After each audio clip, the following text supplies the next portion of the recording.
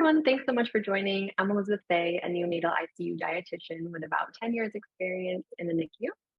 Thanks so much for joining me today.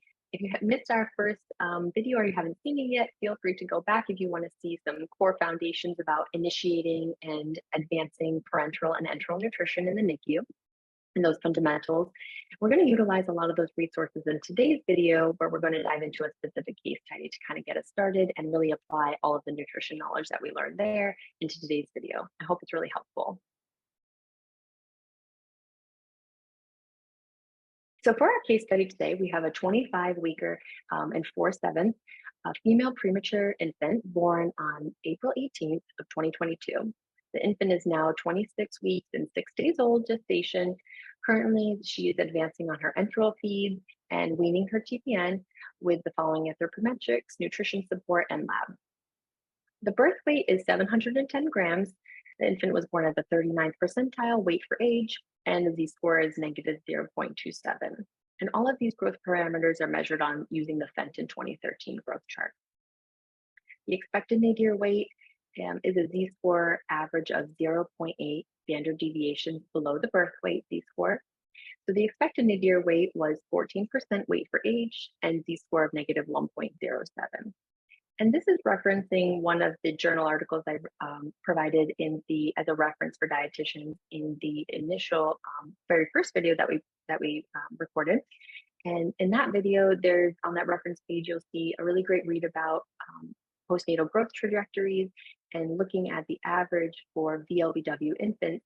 The average is that they lose the 0.8 standard deviations from their birth weight is an expected or an average nadir weight that you might see. And this is really useful in case you're ever curious if the infant that you're following has lost too much weight or hasn't diuresed enough, which is sometimes the case as well. And it's nice to compare what the child's actual nadir weight was versus what would have been an expected or anticipated nadir weight. So the actual nadir weight is the 10th percentile weight for age, Z-score of negative 1.27. This is right in line with what we expected. It's slightly below, but nothing too drastic.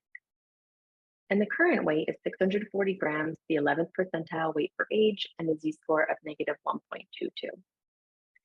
We have some medications, including caffeine and hydrocortisone, very standard medications in the NICU for a premature infant. And then we have some labs, but nothing was really significant at this time for the case study. The current nutrition support, we have TPN infusing D10.8 with a GIR of 3, 2.4 grams per kilograms of amino acids. It's being infused over 24 hours, and there's no IV lipid emulsion at this time. And this is typically because, likely because our fluids are at a certain amount, and then as your TPN, as your enteral feeds advance, your TPN is weaning. And so usually the lipid emulsion is one of the first things that is turned off or goes. So then we have enteral nutrition. This is currently, the infant is receiving 26 calories per ounce mother's milk with a human milk-based human milk fortifier. You'll see 10 mL every 3 hours via an OG tube. It's being infused over the pump over 30 minutes. And in italics there, I did provide, it's listed what that nutrition prescription provides per ml of the mother's fortified milk. There are currently no IVs, IV fluid or drips or medications to take into consideration. So the first question in our case study is, what is the percent weight change from birth, and is it within expected range? So to calculate this, you're looking at your previous weight minus your current weight and dividing that by your previous weight. We have 710 grams, which is the birth weight, minus 640 grams is your current weight divided by the birth weight. And this is 9.9% below birth weight on day of life 9, which is within normal limits. Referencing the very first video that we recorded, it's expected about 6 to 12% loss from birth weight, of course, taking into consideration the clinical scenario and the critical status of the infant, but right within normal limits. So then the next question in our case study is, what is the nutrition delivery from PN, which is, we want to calculate it in fluid per kilo, calories per kilo, and protein per kilo based on the birth weight. And this is important to note because you want to use the birth weight until the birth weight is regained. Otherwise, you would be providing less nutrition per kilogram if you use a lower weight as the infant does diurese down. So we take our PN prescription And we have our D 10.8%, GIR of 3, 2.4 grams of amino acids, and no IV lipid emulsion. To calculate the fluids, we'll just look at the parenteral nutrition component. We have our fluid at 1.2 mLs an hour times 24-hour infusion, and you divide it per kilogram of the birth weight. And just a little notation here, usually we'll go between talking grams and kilos. So it would be 0.71 kilogram birth weight is what you're dividing by, and you have 41 mLs per kilo per day. From a dextrose, there's a shortcut to work backwards from the GIR to remain in per kilo. So you would take your GIR of 3 milligrams per kilogram per minute, multiply it by 1.44, multiply it by 3.4 calories per gram, and that would be providing 14.7 calories per kilogram per day. The amino acids are at 2.4 grams per kilo, and you multiply that by 4 calories per gram, 9.6 kcals per kilo per day. The IV lipid emulsion does not provide any fluid, calories, or protein as it's turned off, and you would add this all together. So your total is 41 mLs per kilo per day of fluid, 24 calories per kilo per day, and 2.4 grams per kilo per day of protein. What is the nutrition delivery from enteral nutrition? Again, all per kilo, based on the birth weight still. So the enteral nutrition prescription is listed here again, just to remind us. In order to do this, first we want to figure out how much fluid the infant is receiving. So we take 10 mLs and they're fed every 3 hours or 8 feeds a day. So 10 mLs times 8 feeds per day is equal to 80 mLs per day, divided by 0.71 kilograms, which is the birth weight, and that's being fed at 113 mLs per kilo per day. You then take that fluid and you multiply it by the calories per ml of either the formula or the mother's milk fortification recipe. So we take 113 mLs per kilo per day and we multiply it by 0.89 kcal per ml, which was provided. So the infant is receiving 101 calories per kilo per day from enteral nutrition alone. And the protein, same thing. You take the fluid volume, 113 mLs per kilo per day, multiply it by the grams per ml of protein, and this infant is receiving 2.6 grams per kilo per day of protein. So in total, this infant is receiving 113 mLs per kilo, 101 kcals per kilo, and 2.6 grams of protein per kilo from enteral nutrition. And the next question is, what's the total nutrition delivery from both parenteral nutrition and enteral? So the parenteral nutrition is providing 41 mLs per kilo, 24 calories per kilo, and 2.4 grams per kilo of protein. Enteral nutrition is providing 113 mLs per kilo, 101 kcals per kilo, and 2.6 grams per kilo of protein, and you add this all together. So our total is this infant is receiving 154 mL per kilo per day, 125 calories per kilo per day, and 5 grams per kilo per day of protein. I did make note here how much percent of the energy delivery is being provided by parenteral and enteral. So enteral is providing 81% of the energy delivery, and parenteral nutrition is only 19%. So the next question in our case study is, does this nutrition support meet the estimated energy and protein needs? So you have your total nutrition delivery is listed here of 125 calories per kilo and 5 grams per kilogram per day of protein. You do want to take into account the percent of energy delivery from both parenteral and enteral nutrition. And this is a question that you might come across, especially when you are working towards advancing to goal nutrition needs. In our very first video, we talked through what starter parenteral nutrition estimated needs would be and where to kind of start with enteral nutrition needs. But there's not great guidelines about what that looks like in the middle when an infant is partial on parenteral nutrition and partial on enteral, which happens with every NICU infant as they advance in feed and wean their TPN. So in this case, you can take into account the percent of energy delivery from either mean. So to calculate this, you would take your lower end of your estimated energy needs. And so in the left-hand column here, we have preterm needs for an ELBW infant for parenteral nutrition. The right side of the table, the right-hand table, I should say, is the enteral nutrition estimated needs for an ELBW infant. And we're going to take into account the percent of energy delivery from both PN and EN to get ourselves our own range. So the lower end of estimated needs, you would take the 90 calories per kilo from parenteral nutrition and multiply it by 19% or 0.19. And you would add that to the lower end of the enteral needs at only 81%. So 120 calories per kilo multiplied by 0.81. And when you have them together, you add those two, and that's going to be your lower end of your estimated needs range. So the lower end is 114 calories per kilo per day.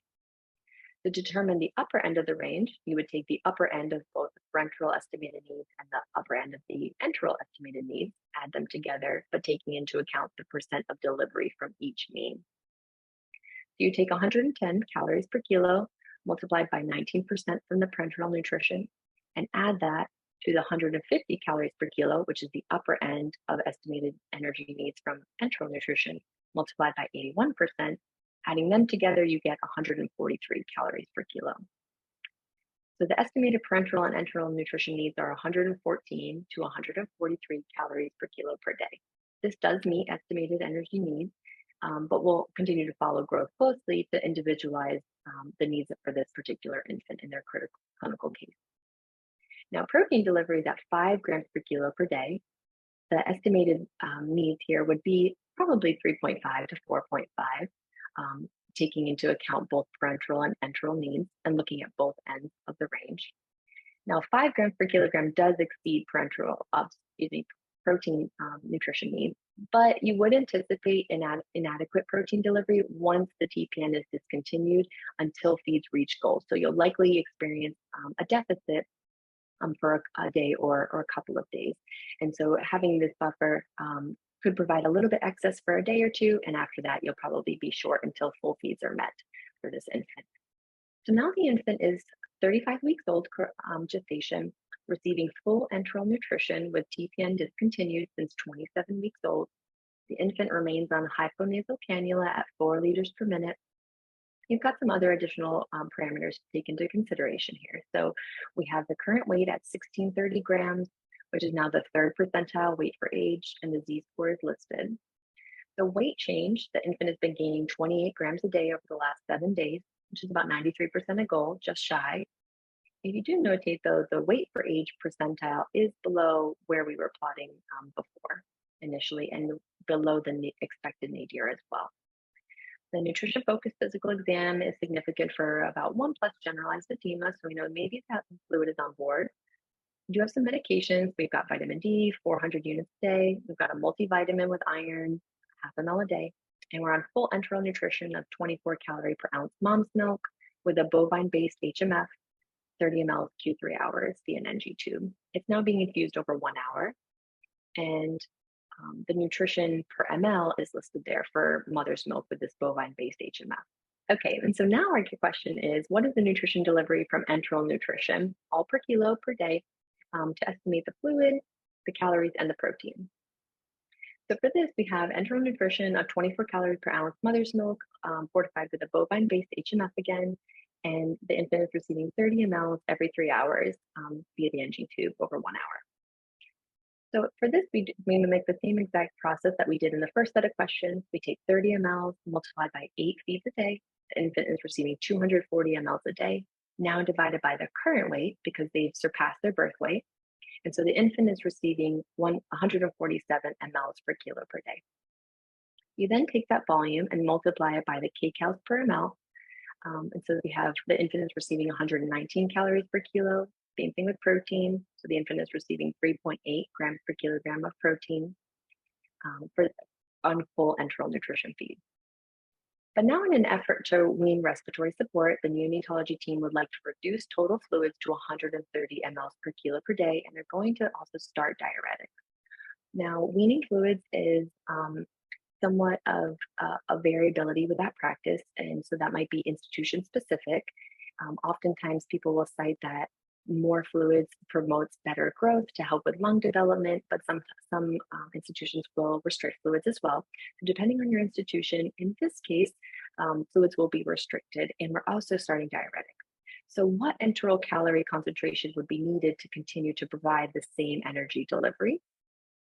You take your current energy delivery on the 24 calorie per ounce. So currently the infant is receiving 119 calories per kilo. and you divide it by the new fluid goal that you are either being told that we need to wean to or that's been decided upon. So 119 divided by 130 is a 0.92 kcal per ml formula, or about a 27.5 kcal per ounce formula. One thing to take into consideration is what your unit has, or what the recipes are in your specific unit available. For this in-house recipe, mother's milk can be fortified to 24, 27, or 30 calorie per ounce. So the recommendation would be to go to the 27 calorie per ounce at 130 mLs per kilo per day, which provides approximately what they've been receiving, what she's been getting of 117 calories per kilo. So the follow-up assessment is completed on now July 6th of 2022, and the neonatology team would like to maintain the same restriction of 130 mLs per kilo per day, but also they're going to begin a course of dexamethasone to aid with the weaning of respiratory support. So current weight is now 1760 grams. They're at the first percentile weight for age. We do see that waning, unfortunately. And the Z-score has also dropped to negative 2.46. The weight change, the infant has gained 19 grams a day over the last 7 days, which is about 56% of goal.